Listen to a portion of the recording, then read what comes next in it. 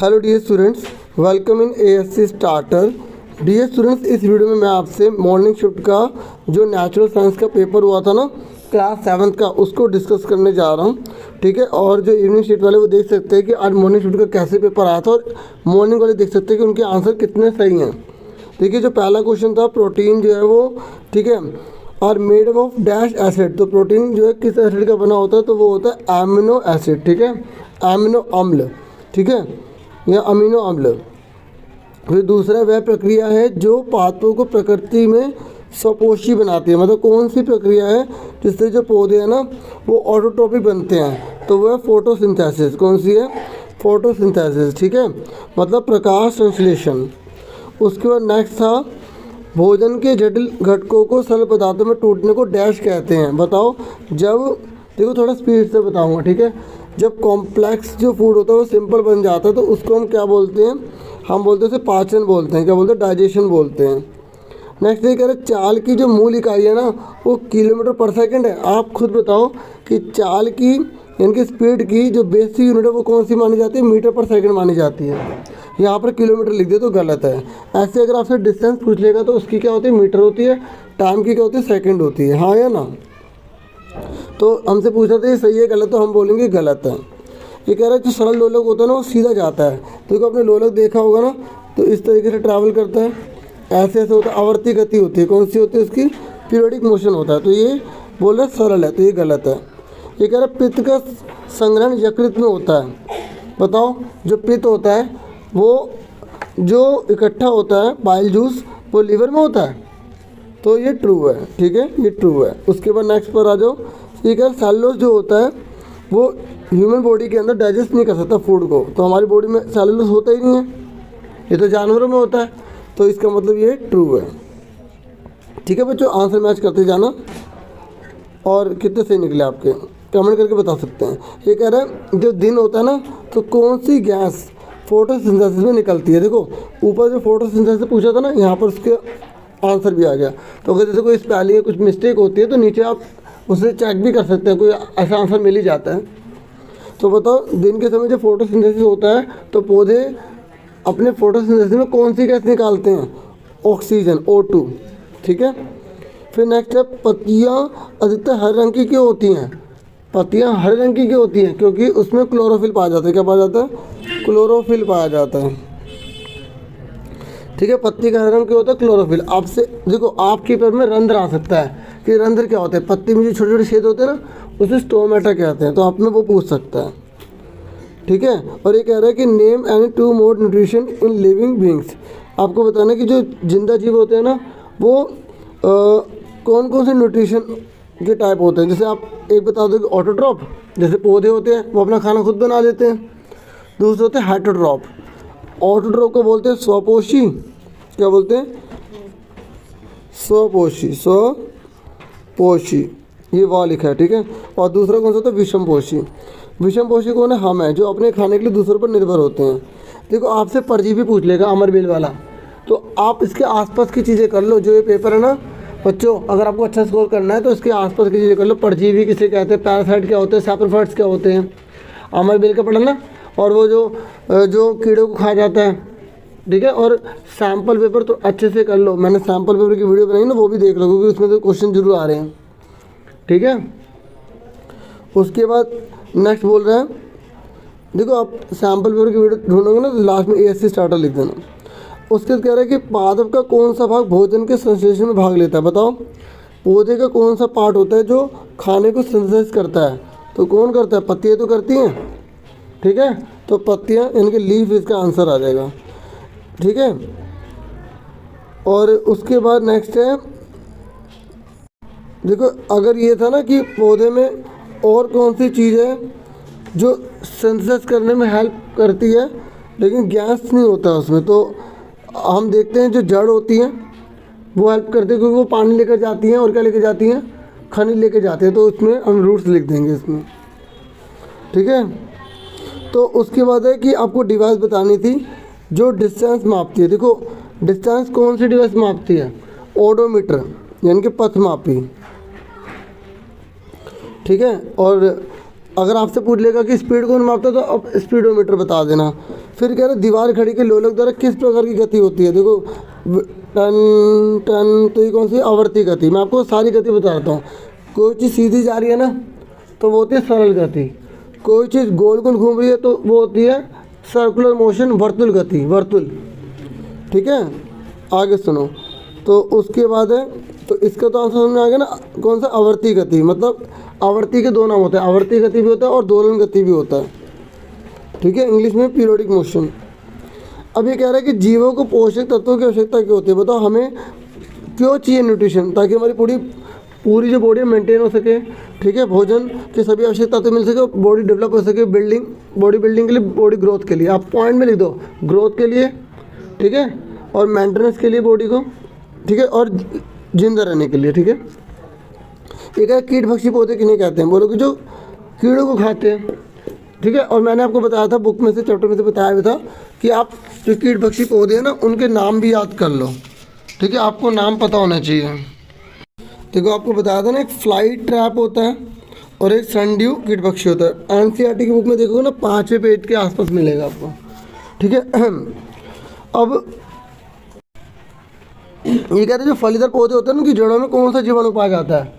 देखो नाइट्रोजन को जो पौधे हैं ना वो सीधा सेंसेस नहीं कर पाते, तो जड़ों के अंदर पाया जाता है राइजोबियम फलीदार पौधों में। तो आपको ये आपसे ही पूछ लेगा 2 फलीदार पौधों के नाम बताओ, तो कौन है, मटर है, ठीक है, चना है।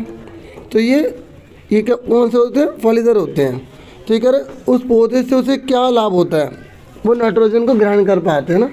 ठीक है, और फिर इसका प्रयोग जो है बाद में, क्योंकि देखो अगर हमें नाइट्रोजन पदार्थ मिलेंगे ना तो फिर हम उससे जो पौधे होते हैं ना प्रोटीन और वसा का पाचन कर पाते हैं, प्रोटीन और वसा। ठीक है, क्योंकि उनमें खाद वगैरह जो डाली जाएगी तो उससे वो जो प्रोटीन होगा और वसा होगा उसका पाचन कर पाएंगे। ये कह रहे हैं जीभ के क्या काम है। देखो जीभ जो होती है वो खाने में, जो मुंह में जो हमारा लार होता है ना उसको लपेटने में मदद करती है। ठीक है, और जीभ की मदद से हम स्वाद ले पाते हैं। ठीक है, आनंद ले पाते हैं कि कौन सी चीज़ कैसे थी। ये कह रहे हैं कि चावल और उबले चावल में कौन आयोडीन की उपस्थिति में नीला रंग होगा देगा। ये कह रहा है कि बताओ किस में, ये कह रहा है इन दोनों में से किस में जो है ना हमें नीला रंग करके मिलेगा, चबाए हुए चावल में मिलेगा या उबले हुए चावल में मिलेगा, बताओ। देखो अगर हम चावल को चबा लेंगे ना तो हमारे मुंह में जो स्टार्च होगा तो वो किस में बदल जाएगा, शुगर में बदल जाएगा। लेकिन उबला हुआ चावल है तो हमने उसको चबाया तो भी है नहीं, तो उसके अंदर जो है स्टार्च अभी अवेलेबल होगा। ठीक है, तो वो फिर उसको नीले में बदल देगा। ठीक है, तो उसके बाद ये था कि 65 किलोमीटर पर आवर को मीटर पर सेकंड में बदलना है। तो 65 किलोमीटर को मीटर में बदलने के लिए 1000 लिखेंगे और सेकंड में बदलने के लिए 2 बार 60 लिख देंगे, तो 2 जीरो कट गई। ठीक है, उसके बाद आप काट दो, 2 से काट दो, 2 3 6, 2 पंजे 10। ठीक है, फिर 5 से कटेगा नहीं।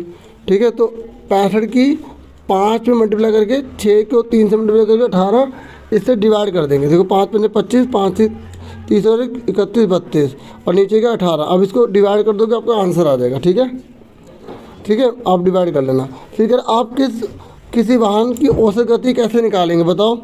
अगर हमें एवरेज स्पीड निकालनी है तो कैसे पता लगाओगे, तो आप लिखोगे टोटल डिस्टेंस अपॉन में टोटल टाइम। हाँ या ना, मतलब हिंदी में कुल दूरी बटे में कुल समय।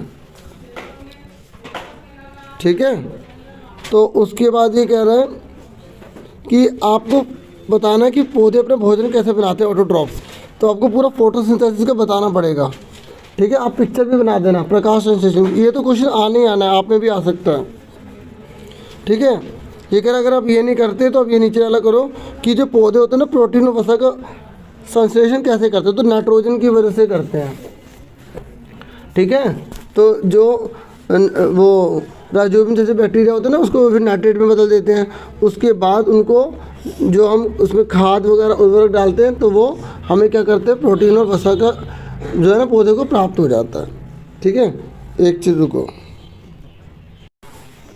देखो जब तक आपको क्वेश्चन कराया ना उनके मैंने आंसर यहाँ पे लिखे हुए थे। ठीक है, कुछ के लिखे हैं और ये जो जो है ना किस प्रकार से ये हमें प्रोटीन वगैरह का पाचन होता है, तो ये यहाँ पर ये सारा लिखा हुआ था बुक से, ये सारा कुछ ठीक है। अगर आपने चैप्टर अच्छे से पढ़े तो अच्छा कर लो।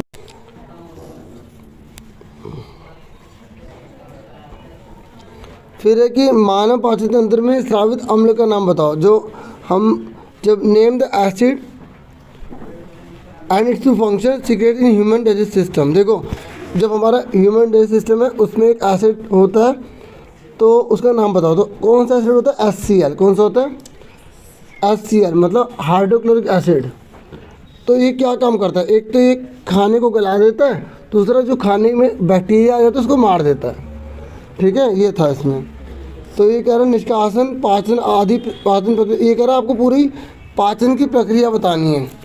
जो पाचन की प्रक्रिया होती है ना पूरी आपको बतानी है। ये आपकी बुक में ही था, मैं आपको एक बार दिखा देता हूँ कि सबसे पहले क्या होता है, फिर क्या होता है, फिर क्या होता है। अगर what happen to the digestive and absorbed nutrition in our body. ये देखो ये रहा। तो जो चैप्टर के पीछे समरी है ना उसे एक बार अच्छे से पढ़ लेना, क्योंकि इनमें से काफ़ी क्वेश्चन आ जाएंगे। जैसे मंड, जैसे कार्बोहाइड्रेट का पाचन मुख से ही प्रारंभ हो जाता है। एग्जाम में क्वेश्चन आता है कि जो पाचन का जो काम है ना वो कहाँ से स्टार्ट होता है। जो हमारा डाइजेस्टिव सिस्टम है वो कहाँ से स्टार्ट हो जाता है? हमारे मुंह से स्टार्ट हो जाता है, सुन रहे हो। तो ये आप समरी सारी पढ़ लो अगर अच्छा स्कोर करना है तो। सुन रहे ना मेरे प्यारे बच्चों। उसके बाद यहाँ बोला गया कि अगर 22 दोलन 44 सेकंड में पूरे करें तो ये बोल रहा है कि पहले तो लोलक का चित्र बनाओ। तो आपके सैम्पल पेपर में भी आया था लोलक का, आपको चित्र बना के दिखाना था, ठीक है। आप बना दोगे ना लोलक का चित्र। फिर बोल रहा है कि यहाँ पर ऑसिलेटरी मोशन किसे कहते हैं, दोलन गति किसे कहते हैं, बोलो कि जो यहाँ पर आप आराम से पढ़ सकते हैं, ठीक है। जो इधर उधर की जो गति होती है ना, जब लोलक इधर फिर उधर, इधर और फिर उधर हो रहा है, तो वही जो है गति क्या कहलाती है? दोलन गति कहलाती है। यहाँ पर आप पढ़ सकते हैं। उसे ऑसिलेटरी कहते हैं, मतलब उसका टूवर्ड्स की ओर जाना और अवे जाना, इस तरीके से। और हमें बोला गया है कि आवर्तकाल को कैलकुलेट करना है, तो आप 44 और नीचे 22 से डिवाइड कर दो। तो 22 दोनों कितना गया? 44। तो 2 सेकंड आ गया। तो आवर्तकाल किसका आ गया? 2 सेकंड आ गया, ठीक है।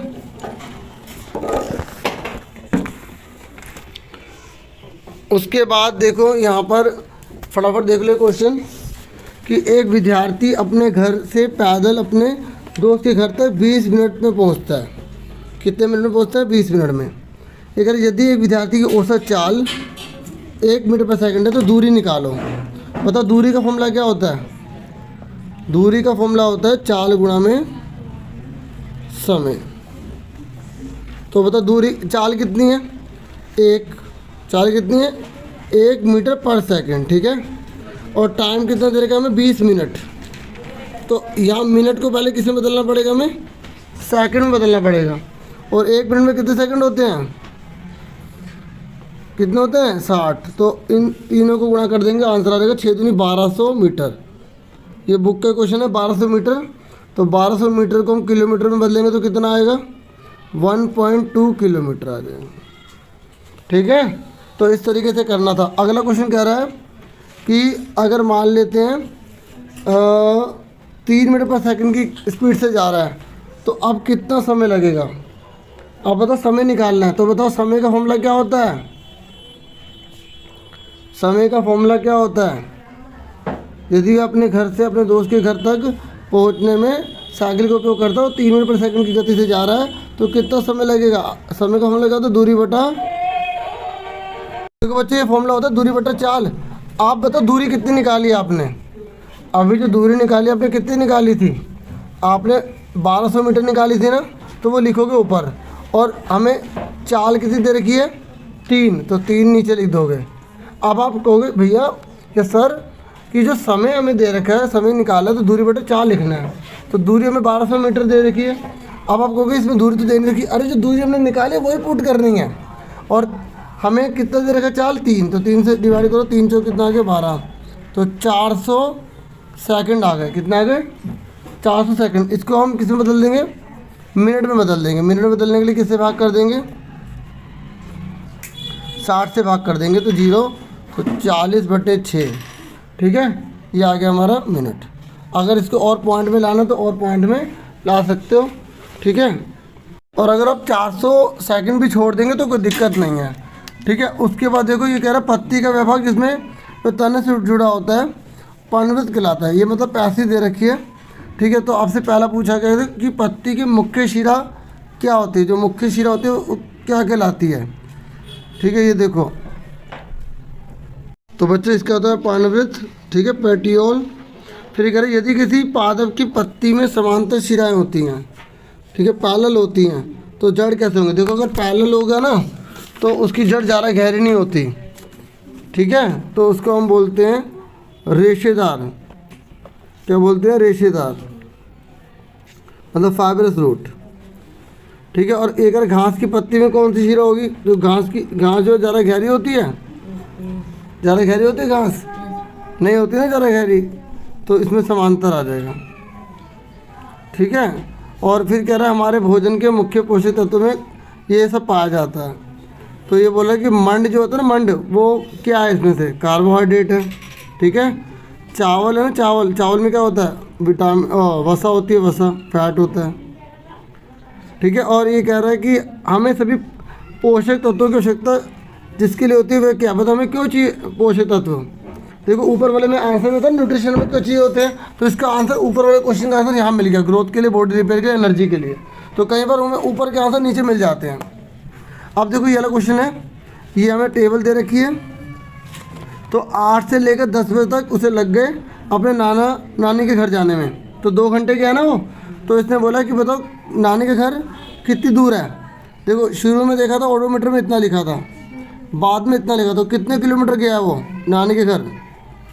तो 36,535 में से घटाओ 11 में 3 का 8, तो 80, कितना आ गया, 80 किलोमीटर। निकाल लोगे ना, कितने घंटे लगे, 2 घंटे लगे। अब वो कह रहे 9 से 9:30 के बीच में एवरेज स्पीड निकालो। कैसे निकालोगे एवरेज स्पीड, देखो 9 से 9:30 कितने किलोमीटर गया है, 95 में से 75 का कितना आ गया, 20। अब 20 को हमें किस में निकालना है, स्पीड निकालनी है। तो देखो डिस्टेंस कितनी है, 20, टाइम कितना लग रहा है, आधा घंटा, 30 मिनट। और इसको हम घंटे में बदलेंगे तो किससे मल्टीप्लाई कर देंगे, 60 से। तो घंटे में बदल दिया तो मिनट हट गया, तो 0 से 0 कट के 3 दूनी 6, तो 2 दूनी 4, 40 किलोमीटर पर आवर आ गया, ठीक है। तो इसका आंसर ये आ गया, ठीक है। और इसने बोला कि इसका पूरा प्रक्रम बताइए, तो आपको प्रक्रम पूरा पता होना चाहिए, ठीक है। सबसे पहले क्या होता है, सबसे पहले इंजेक्शन होता है ना, वो मैं आपको दिखा देता हूँ एक बार, ठीक है। और ये कह रहा है भोजन के पाचन चरण के बाद क्या होता है, जैसे कि चरण 4 में दिखाएगा। मतलब अगर आपको वो पूरा पता होगा आराम से बता दो, मैं दिखा देता हूँ। देखो ये था ना, सबसे पहले इंजेक्शन होता है, फिर डाइजेशन होता है, फिर एब्जॉर्प्शन, एसिमिलेशन, एजिटेशन। और मैंने आपको भी एक पहले क्वेश्चन आया था उसमें भी दिखाया था ना पूरा प्रोसेस। तो उसके बाद जैसे पाचन के बाद क्या होता है, ये इस तरीके से इसके बेस पर आप आंसर अपने बता सकते हैं, ठीक है।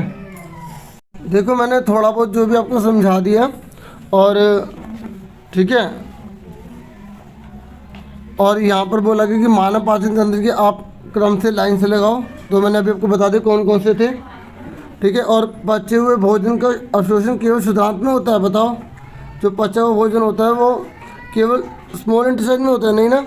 स्मॉल इंटेस्टाइन के बाद जो लार्ज इंटेस्टाइन में जाता है, तो जो इंटेस्टाइन होता है वो भी काफ़ी चीज़ अब्जॉर्ब कर लेती है। और आपको 2 ग्लैंड बताने हैं ह्यूमन डाइजेस्ट सिस्टम में। अच्छा ये बताओ सबसे बड़ा ग्लैंड कौन सा है हमारी बॉडी में, लीवर है ना। ऐसे ही आपको 1-2 ग्लैंड और बताने हैं, जैसे गाल ब्लैडर होता है। तो डियर स्टूडेंट्स, जो मैंने थोड़ा बहुत बता दिया, thank you for watching and listening carefully. और कुछ अगर डाउट हो कमेंट बॉक्स में पूछ सकते हो, और आंसर भी अपने कमेंट बॉक्स में बता सकते हैं। Thank you for watching.